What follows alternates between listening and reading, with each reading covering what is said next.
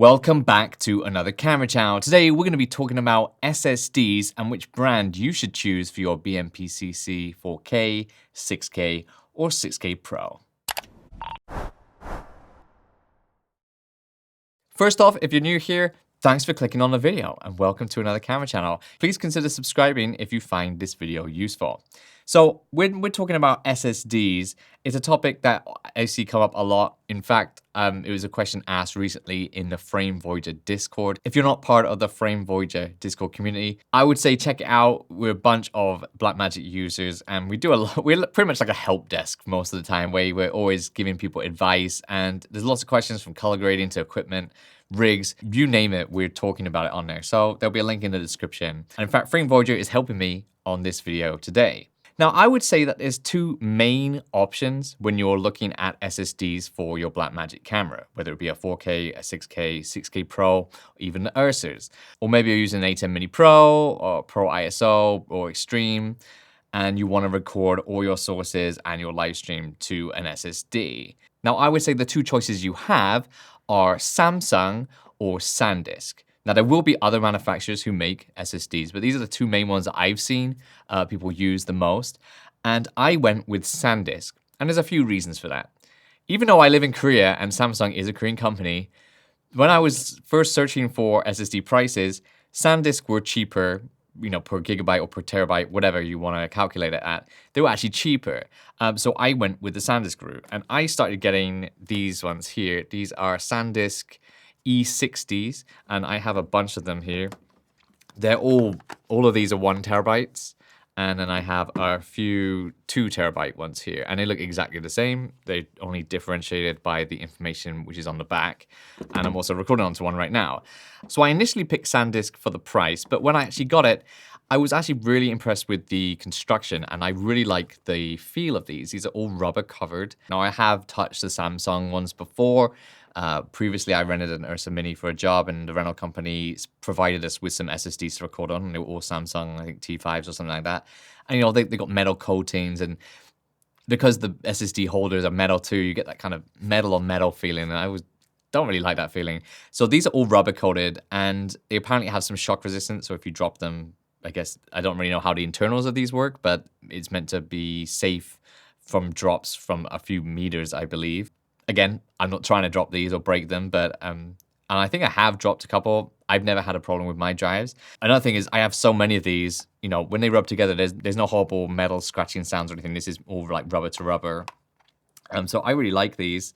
I feel that most people go for Samsungs because most of the SSD holders that you see, either if you're looking on Amazon or something, sometimes they're bundled up, or it's like the recommended item will be the Samsung SSD holder. So I do kind of feel that people may be kind of pushed towards Samsung because they think, oh, this is the Samsung SSD holder, maybe there isn't another one. It took a couple of searches to find a more universal SSD holder to hold these and hold obviously other brands as well. And that holder also holds the Samsung SSDs too. There's no problem with putting them in. It's more of a pressure fit kind of system on that holder, whereas this one will not go in the Samsung SSD holder because it's too tall. So I didn't do too much research into like the speeds of these and if they would be better than the Samsungs. So I can only really tell you about my experience with these. I've had no problems with recording anything unless it's 50 frames per second at a constant bit rate, 3:1 or 5:1. It won't get past a few seconds of recording, but to be honest, I don't ever really record anything past 8:1, and that's a special occasion. Usually I'm just filming 12:1 most of the time, and obviously off-speed recording or 50 frames per second set in the product settings, no problems at all. So it's only when you start getting to the higher quality settings that these E60s have a problem. Now, E60s are not the only model number. They have E60s, they have E61s, E80, and E81. And I have an E81 2 terabyte drive right here, and this one has speeds up to 2,000 megabytes per second. And this one has no problems recording at any recording setting that I've used. So I did a few tests. I did the 50 frames per second at 3:1. Absolutely no problem. It ran for multiple minutes. I think I ran it for about 7 minutes and I started getting bored, so I just stopped it there. I thought, I'm definitely not going to be recording anything 7 minutes at 50 frames per second. So if you really care about the speeds, then you'll probably want to get one of the more expensive, faster drives. But for the majority of my work, I'm only using E60s, and I have quite a few 1 terabytes, and I have a couple of 2 terabytes. On a completely empty 1 terabyte drive, I can record up to 258 minutes at 12:1 compression, constant bit rate. That's about 4.3 hours. So if you're recording down at that like kind of low level compression, you can fit a lot of stuff on this drive. Obviously, that changes when you start ramping up the quality in compression. So there is a chart on a screen right now of what the drive said it would record at 6K at the different compression rates on my Blackmagic Pocket Cinema camera 6K. So I hope that information is useful to you there. Obviously, if you use the 4K, you're going to get way more minutes, but that's a rough estimation based on what the SSD said it would record. I don't film in constant quality, so I didn't put this information on the screen. Obviously, that is dependent on what you're shooting. So I'll leave that up to you to figure out. Because I edit off these two, I pull it straight off the camera, and I can, this is one of the benefits. You can take this straight off the camera, plug it into your Mac or PC, and start editing off these straight away. And these are great for projects and things of that nature. Sometimes projects get big and you need a bit more space, so I have a couple of 2 terabyte ones. When you have like multiple cameras and it's all raw formats, it's a bunch of interviews, you're going to start going into the multiple terabytes worth of information. As you can see, I kind of color code mine. I'm filming onto my yellow colored one at the moment. But that's pretty much all that I can really say about the SanDisk. I had no problems with them. I really like them. They're rugged, they feel good. They record all the speeds that I need to record at. And if not, then, I can just upgrade to one of these big ones. But what about Samsung? Well, Frame Voyager is helping with this video, and he uses Samsung drives. So let's go over to him and hear his thoughts on the Samsung SSDs. Thanks, another camera channel. And like you said, I actually do use Samsung T5 cards for filming with and editing off of with my Blackmagic cameras. The reason I really liked these, I really got into these when I first got my Blackmagic cameras because of the price point, the brand name, and just some of the features with it. And it honestly didn't take that much to explain solid state drives. But the reason I liked this a lot was the construction, this metallic construction that not only helps when I'm traveling, I do a bunch of run and gun stuff, traveling all over the world. And I like to have sturdy construction. So if I drop it, or it gets tousled around in a bag or something while I'm on a flight, it has a decent enough construction to be able to withstand a lot of travel.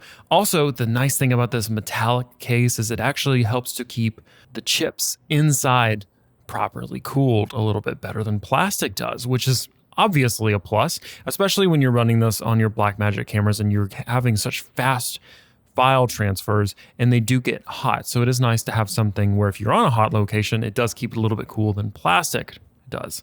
Other reasons I like this, I like the size of it. I like kind of the form of it. The speed works generally, unless, you do have some problems at higher level speeds with these cards. Like if you're filming with an Ursa G2 or a Pocket 6K Pro at like Q0 or something, it can't handle that much speed. And I actually am not even sure if there is a card out there that can handle the Pocket 6K Pro's speed at Q0, because it's just astronomically high bit rate.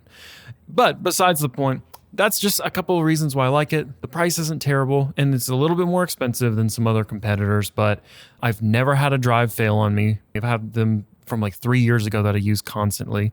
Just kind of like them. They fit with exactly what I need. They're a little bit older, and the only problem I could foresee in the future with these is that the T7 cards don't work with the cameras I use. So these are starting to not be produced as much anymore. So at some point, I'm sure I'm going to have to go over to a different solution if I want to continue to use solid state drives. But thanks for having me on to talk about this another camera channel. Back to you.